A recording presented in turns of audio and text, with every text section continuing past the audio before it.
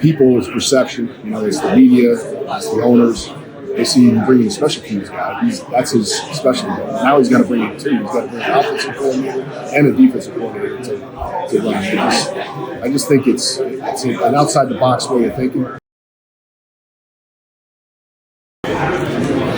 Coach, you've been here before many times in a sense, which is my sixth one. Yeah, it's rare to say.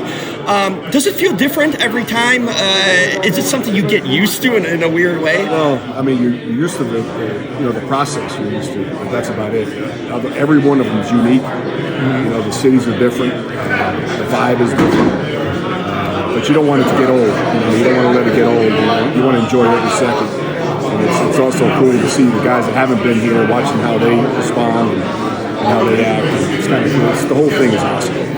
How has your coaching position evolved in a sense? Every year there's new rules being implemented, that affect special teams, whether kickoffs or there's always being something tinkered with it. How do you sort of prepare and adjust to the evolution of the game that it seems to be taking every year?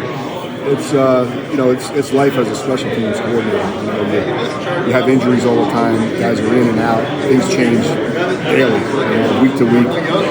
So we're used to that. So if they make a new rule for that year, we'll adjust to it during the off season and make the adjustments in practice, and hopefully get better and better as the year goes on with the new rules. And we feel like we're hitting our stride now. Obviously, Andy's known as a player's coach, but how is he as a coach's coach in a sense? What does he like to collaborate and work what is a player's coach? What is the definition of a player's coach? Because he is a coach to me. He's a player's coach and a coach.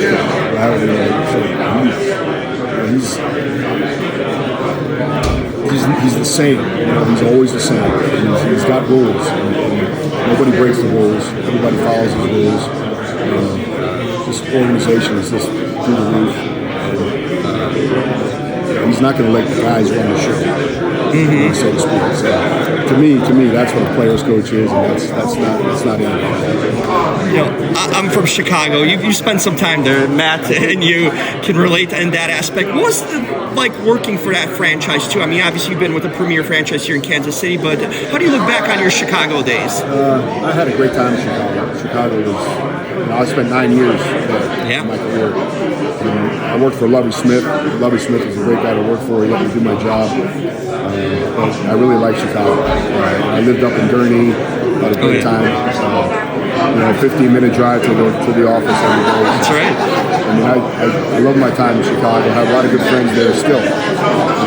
I'm still kind of partial to watching the Bears. In town, there's so much talk about the McCaskies not being good owners, but from your experience, someone who worked for them, how do you feel about that ownership? I have nothing but great things to say about the McCaskies. In particular, Virginia McCaskey. There's one thing that she always told me that she loves special teams. She said special teams is her favorite phase. So, that's why I thought my relationship with them was really good. In terms of head coaching, is that something you still look at or maybe see in your future potentially? Obviously, you've proven it on so many levels, being elite at what you do. I've had some opportunities and I've had some interviews, in the past, but I feel like now this is what I am. I'm a special teams coordinator. I'm getting closer to the end, more than looking towards being a head coach. And you're comfortable with that, right? Because sometimes, coaches like, I didn't get that opportunity, but it seems like you relish what you do. I know I would have been a great job as a head coach if I had the opportunity. I just didn't get that opportunity. It's not going to define me. I feel like special teams is where my niche is, and it's where that's where my legacy is, special teams. I do wonder, obviously, there's been some great special team coaches that made it head coaches, John Harbaugh among them. Why do you think that special teams coaches don't sort of get that recognition or opportunity to get these, especially since they work with all the phases of the ball? Why do you think that? I think it's because of it's a quarterback-driven league, and teams want to bring in offensive coordinators. That's the number one thing. And then the next thing would be defense. You have to bring in a defensive coordinator who's going to run the defense, and then he'll hire an offensive coordinator. People, it's perception. It's the media, the owners. They see him bringing special teams guy. That's his specialty. Now he's got to bring in two. He's got to bring an offensive coordinator and a defensive coordinator to run. I just think it's an outside the box way of thinking. You know? You got to give a lot of credit to Bisciotti, who hired John Harbaugh way back then. Yes. John proved himself that he could do it. Proved that he could do it. And we've had some other opportunities. You know, Joe Judge didn't work out so well. So, you know, there's good and bad situations that happen. And, I think that's where it stands still. Mm-hmm. And finally, what do you sort of do to decompress once this big game's over? Since you've been here, win or lose, what do you sort of do in the days and into the weeks after a season like this? There's not a lot of time. You know, you have to enjoy the time that you have. It might be just a couple weeks before we have to get back to the combine and take down Indianapolis.